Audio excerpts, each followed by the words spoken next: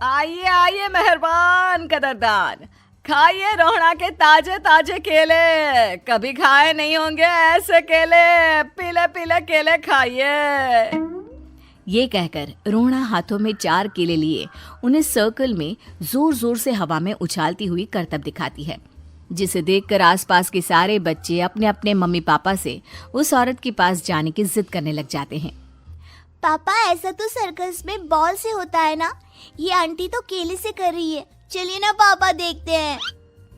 रोहड़ा एक पतली सी तार पर चलती हुई केलों से करतब दिखाती है। आते जाते सभी लोग बाहर रुककर उसके करतब देखते हैं और वाह वाही करते नहीं थकते।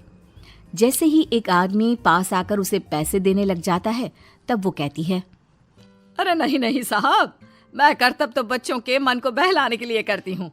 धंधा तो मेरा केले का है। पीछे देखो मेरी रिड्डी, जो भी मेरे केले खाएगा मेरी तरह चुस्त दुरुस्त और तंदुरुस्त हो जाएगा। पता चलता है क्या कि मेरी उम्र 55 की है। अरे पर ऐसे ठंड के मौसम में कोई केला क्यों खाएगा? ये ऐसे वैसे केले नहीं है साहब, ये शरीर में गर्मी देते हैं।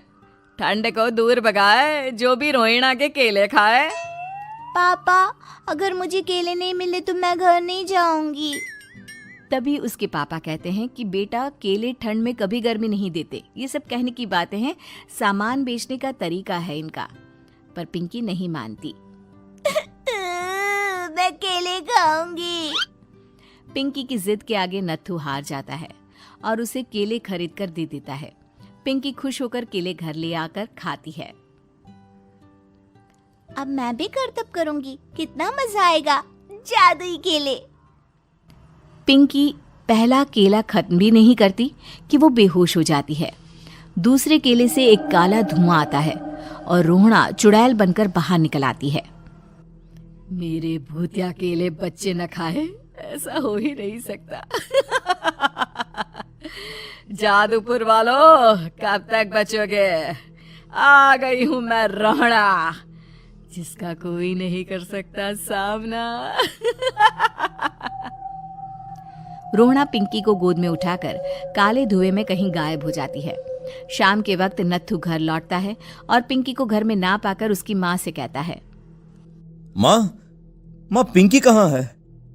अरे बेटा, उसे तो तू सुबह करतब दिखाने ले गया था ना, फिर कहाँ वापस आए तुम दोनों? मुझे लगा तू उसे अपने साथ मंडी ले गया होगा। हे भगवान, मेरी बच्ची कहाँ गई? मैं उसे घर ही तो छोड़कर गया था माँ। नत्थू गांव के घर कोने में अपनी बेटी को ढूंढता है, पर उसे वो कहीं नहीं मिलती। परेशान होकर आखिर रो रो कर नत्थू हिम्मत हार कर घर लौट आता है। अगली सुबह रोहड़ा फिर से करतब दिखाने आती है और इस बार पिंकी की तरह रोनी केले खरीद लेता है। 50 रुपए दिए थे पापा ने, सारे पैसों की मैंने केले खरीद लिए हैं। अब मैं भी आंटी की तरह ही करतबबाज बन जाऊंगा। यही सोचते हुए रोनी केले खाता है और पहला अकेला केला आधा खत्म भी नहीं करता कि चुड़ैल उसके सामने आ जाती है। मेरे साथ चलने का समय आ गया है रोनी। ये तो बस शुरुआत है। अब इस गांव के सारे बच्चे धीरे धीरे मेरे कब्जे में होंगे, एक बच्चा भी नहीं बचेगा। ये कहकर रोनी को गोद में लेकर काले धुएं में अदृश्य हो जाती है। इसके बाद हर रोज गांव में से कोई ना कोई बच्चा गायब होता, पर ऐसा क्यों हो रहा है किसी को भी समझ में नहीं आ पा रहा था। रोज की तरह अपनी बेटी पिंकी की तलाश में नत्थू गांव के एक तालाब के पास बैठा रो रहा था। कहाँ गई मेरी पिंकी? शकुंतला के जाने के बाद एक वही तो मेरा सहारा थी। अरे उसकी आत्मा कोस रही होगी मुझे कि मैं अपनी बच्ची को संभाल भी नहीं पाया। नत्थू ये कहता हुआ रो ही रहा था कि तभी तालाब में से उसे शकुंतला की आवाज सुनाई देती है। कहाँ थी तुम शकुंतला? हमारी बच्ची और सारे गायब हुए बच्चे रोहड़ा के कब्जे में हैं। वो बच्चों को जो केले देती है उससे बच्चे बेहोश हो जाते हैं और उसके कब्जे में आ जाते हैं और वो उन्हें ले जाकर काली दुनिया में ले जाती है। पर वो ऐसा क्यों कर रही है? ये मैं नहीं जानती, पर उस दुनिया का रास्ता मैं आपको बता सकती हूँ। जहां ये नदी खत्म होती है वहां एक केले का पेड़ है, उसके नीचे एक दरवाजा है, वहीं से रास्ता जाता है उस दुनिया का। ये कहकर शकुंतला की आत्मा गायब हो जाती है। गांव के सभी लोग झुंड बनाकर उसी रास्ते से काली दुनिया में चले जाते हैं और वहां देखते हैं कि सारे बच्चे वहां काम कर रहे थे। पापा मुझे ले चलो यहाँ से। पापा पापा। सभी बच्चे अपने मम्मी पापा से लिपट जाते हैं।